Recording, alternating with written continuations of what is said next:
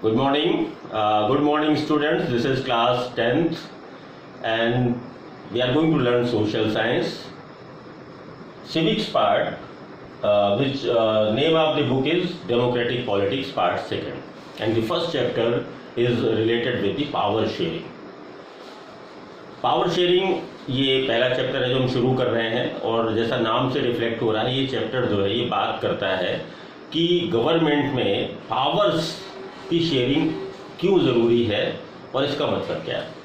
तो चलिए मैं आपको एक एग्जांपल देते हैं। क्लास में जैसे आज हम आपसे कहें कि हम क्लास में मॉनिटर सेलेक्ट करने वाले, so mister X will be the monitor of the class for whole year, and second option is there are 30 students in the class, so one by one they will become and they will work as monitor for a week. So what kind of system will be better? जैसे हम एक बच्चे को बना दें साल भर के लिए मॉनिटर, क्या आप इससे सेटिस्फाई होंगे, या हम सबको मौका दे रहे हैं कि एक एक वीक सारे लोग मॉनिटर रहेंगे? तो डेफिनेटली जो सेकेंड ऑप्शन है वो पहले ऑप्शन से बेटर है।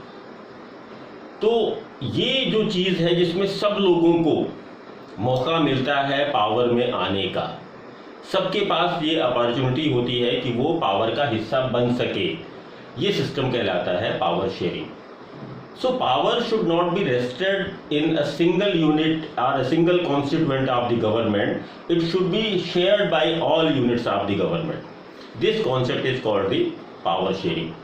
यानी सरकार को चलाने के लिए केवल गवर्नमेंट नहीं जिम्मेदार है, जो हमारे सोशल कम्युनिटीज़ हैं, जो पॉलिटिकल पार्टीज़ हैं, या अगर हम बात करें जो प्रेशर ग्रुप्स हैं, ये सारे लोग, these all are the parts of the government. लेकिन सबसे पहले हम आपको बता दें कि अगर जिस टर्म को हम गवर्नमेंट कहते हैं एग्जैक्टली उसके क्या पार्ट्स होते हैं और उनके बीच में पावर शेयरिंग कैसे होती है, पहले ये समझ लीजिए। So there are three parts of the government. One is called the legislature. Second is executive, and third part is judiciary. These are the three organs of the government. सरकार इन तीन चीजों से मिलकर बनती, इन सबको हम मिला देते हैं तो ये कहलाता है गवर्नमेंट। लेजिस्लेचर का क्या रोल होता है? To make laws. एग्जीक्यूटिव का क्या रोल होता है? To execute the law or enforce the law, कानून को लागू करना।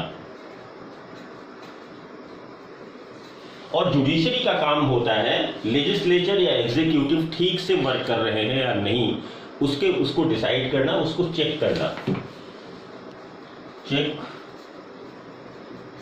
the works of legislature and judiciary। अब गवर्नमेंट के सारे जो पावर्स हैं उसकी फंक्शनिंग के, वो सारे पावर्स न तो लेजिस्लेचर के पास है, लेजिस्लेचर मतलब पार्लियामेंट, न तो एग्जीक्यूटिव के पास है, एग्जीक्यूटिव का मतलब है जितने भी ऑफिशियल्स हैं, और न ही सारे पावर्स जुडिशरी के पास है। स्पेसिफिक पावर्स जो है इनके बीच में डिस्ट्रीब्यूट्स कर दिए गए, और ये जो पावर शेयरिंग होती है इसको हम टेक्निकली कहते हैं horizontal sharing of power.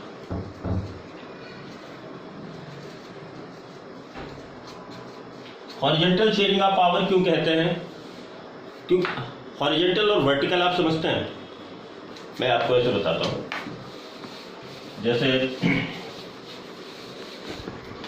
This is the horizontal line and this is the vertical line. इनमें डिफरेंस क्या होता है? लाइन जो है वो पॉइंट से मिलकर बनती हैं, ठीक है, और हॉरिजॉन्टल हम उसको बोलते हैं जिस लाइन के सारे पॉइंट्स एक ही लेवल पे होते हैं। अगर इस पॉइंट की बात करें हम, या इस पॉइंट की बात करें, या इस पॉइंट की बात करें, इनका जो ऊंचाई है या हाइट है, लेवल है, दिस इज इक्वल, तो ये हॉरिजॉन्टल है। और वर्टिकल कोई अलग हाइट पे है, कोई पॉइंट अलग हाइट पे है, कोई पॉइंट अलग हाइट पे है, कोई पॉइंट अलग हाइट पे है। तो लेजिस्लेचर, एग्जीक्यूटिव और जुडिशरी के बीच की जो पावर शेयरिंग है, suppose this is legislature, executive and judiciary, इनके बीच की जो पावर शेयरिंग है इसको हॉरिजॉन्टल शेयरिंग ऑफ पावर इसलिए कहते हैं क्योंकि ना तो लेजिस्लेचर एग्जीक्यूटिव के अंडर में है, ना एग्जीक्यूटिव जुडिशरी के अंडर में है, ना जुडिशरी लेजिस्लेचर के अंडर में है। They work independently, they are not in the subordination of each other. ये सभी इंडिपेंडेंट वर्क करते हैं और कोई भी ऑर्गेनाइजेशन दूसरे के अंडर में नहीं होता है, इसलिए इनके बीच की जो पावर शेयरिंग होती है ये कहलाती है हॉरिजॉन्टल शेयरिंग ऑफ पावर।